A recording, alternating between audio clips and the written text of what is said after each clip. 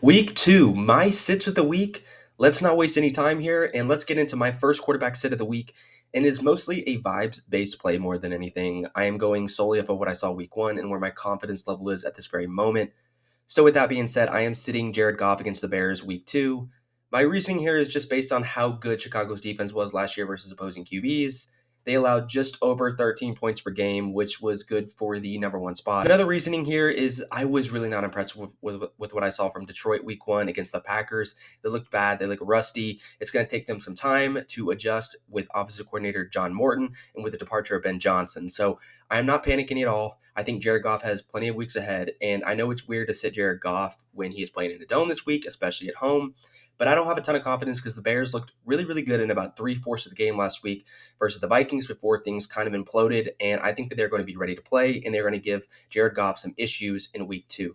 My sit number two of the week at the quarterback position is kind of a tough one, and it's really hard to find some obvious sits at quarterback, especially with just 1 week of sample size, limited data through just 1 week. Like my first pick, though, I am going strictly off of vibes, and I'm sitting Bo Nix, who is traveling to Indianapolis to play the Colts. I know a lot of people drafted Bo Nix to be an every week starter for them, but his outing last week, putting up less than 7 fantasy points against a pretty awful Titans team, was not something I was encouraged by whatsoever. Like with Jared Goff and the Lions offense, though, I am not panicking about what I saw from Nix and company after just 1 week. I'm really not. However, Bo Nix could be a slow starter just like he was last season. And if you look back at weeks 1 through 4 in Bo Nix's rookie season, he tossed 4 picks, had just 1 touchdown, and he really didn't get anything going until about week 5. On top of all this, we saw the Colts defense completely stymie the Dolphins. I know they're a mess and could be a defense that people are really, really underestimating. If you have the option, I would seriously consider sitting Bo Nix this week, just seeing what he can do week 2, and then we'll panic from there if we see another bad outing. But I don't love the matchup. And his first outing had a lot of mixed feelings for me, and he has a history of slow starts, so it has me a little bit worried about him in week 2, and that is exactly why I am sitting him. My first wide receiver sit of the week. And before I explain why I am sitting Michael Pittman Jr., I want to point out just how encouraged I was for how this year could pretty much go for him after seeing week one. A lot of people are probably excited to slot Pittman in their lineup, especially after he scored 20 fantasy points last week. He had 6 catches, 80 yards, a touchdown. He finished as a top 10 option. And I think as long as Daniel Jones is the starter, him, Tyler Warren, Josh Downs are going to be incredibly productive in this passing offense. However, week 2 definitely comes with a different challenge, and that is the matchup against one of the best defenses in the NFL. And he's going to be lined up across from the reigning Defensive Player of the Year, Patrick Surtain. Surtain will likely shadow the Colts wideout all game long as he primarily plays on the outside, and it will likely benefit the likes of Josh Downs and Tyler Warren more than anything as they play out of the slot. They're more of the short area targets, and Pittman is more of the X wide receiver who plays on the outside and is going to be matched up with him all game long, which I don't love. If you drafted Pittman, though, it is best to just rest him on your bench this week if you can afford it. Pat Surtain is the best in the business, as we saw last year. Reigning Defensive Player of the Year, a shutdown corner, travels with number one wide receivers all game, and will make real life really, really tough on him all game long. Similar to Pittman, for my second wide receiver sit of the week, I completely understand the urge to start Keon Coleman after seeing his really, really big game week 1 against the Ravens. Even for someone like me who is a hater, I can acknowledge that he looked significantly improved from his rookie season. I was pretty impressed, I'm not going to lie. There were a lot of good signs from game 1, but I am going to hold out before I even consider throwing him in my lineup. We saw Sauce Gardner actually shadow Pittsburgh's DK Metcalf the entire game and shut him down, and DK Metcalf is a significantly better player, and that is with Pittsburgh's throwing for 4 touchdowns and the Steelers scoring 30 plus points. And I think he's going to pose a problem for Keon Coleman all game long. This is really significant, and if what we learned from week 1 translates to this upcoming week, and Sauce Gardner is going to be following the outside receiver, like outside wideout all game long, I think he's going to have a rough day.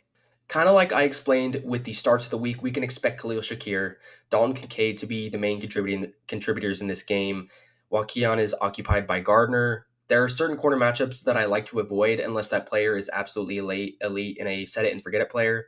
He just hasn't hit that category yet where we can ignore the elite corner that's going to follow him. Just expect a down game for Coleman if you throw him in your lineup, and I really hope you just can sit him on your bench if you can afford it. And hopefully there are better matchups in the future, and he shows more in the coming weeks. I love what I saw from Coleman week 1, but I am sitting him week 2 against Sauce Gardner. Moving on to the running backs side of things. Look, the Chiefs had a tough week 1. The Chargers took it to them. They found themselves on their heels all night long, and deja vu from last year hit as Travis Kelce collided with Xavier Worthy over the middle, dislocating his shoulder, just kind of like we saw Patrick Mahomes dive straight into Rashee Rice's knee and taking out a huge contributor for the Chiefs for a significant amount of time. Kansas City is now without Rashee Rice and Xavier Worthy for the foreseeable future, and will be operating with Hollywood Brown as their number one wideout. This will almost certainly push the Chiefs to lean on the run until they return, but that is not stopping me from sitting Isaiah Pacheco week 2 versus a tough Eagles front that is one of the best in the league. Mix Pacheco's rough week 1 performance, which only saw him handle 7 touches for less than 5 fantasy points, with the fact that he's facing one of the best run defenses in the NFL, like we talked about, we have a really, really easy sit candidate and a guy I'm avoiding if I absolutely can. It could be a really, really rough quarter this season for Pacheco as the schedule doesn't get any easier for the Chiefs lead back. His next 3 matchups are against the Eagles, the Giants, and the Ravens. Yikes. Look to bench Pacheco in week 2 as things will be tough for him against Philly, and the fact that the defense won't have to respect the pass as much with Worthy and Rice both out. So for my second sit at the running back position this week, I am going with DeAndre Swift going to the Lions. And if you watched Monday night's game between the Bears and the Vikings, you know that there are going to be a lot of question marks about how this Chicago offense is going to look this next week and in the coming weeks. It was a little rough at times. The Bears were still able to put up a serviceable 24 points against a Vikings unit that gave teams headaches all last season. But unfortunately, Caleb looked sporadic all night, kind of like he did last year, and they were really not able to get anything going on the ground. I'm just not too confident that this changes week 2 against a Lions team that gets to play at home and finished second in the NFL in rush yards allowed in 2024, and only gave up 15 points per game to running backs. Aiden Hutchinson is now back healthy, which doesn't help him, and is probably going to make life really, really tough on DeAndre Swift. I really like Swift's prospects in better matchups later on, and when Caleb can get in a little bit more of a rhythm and can get this offense flowing at a better rate. I lean heavily towards sitting Swift against a Lions team at home. He might get home on some receiving volume, but I think there are better options to roll with in week 2 if you absolutely can. And I would not be starting Swift unless I absolutely have to. So Swift is a sit for me against a really, really tough Lions front and a guy I'm avoiding at all costs in week 2. Now jumping over to the tight ends, and I am going right back to a Bears player, which kills me because I'm super high on this offense, but probably the easiest sit of the week at tight end has to be Colson Loveland, and I drafted a ton of him this year. But the Bears are going up against a Lions team at home where they ranked as the best defense against opposing tight ends in 2024.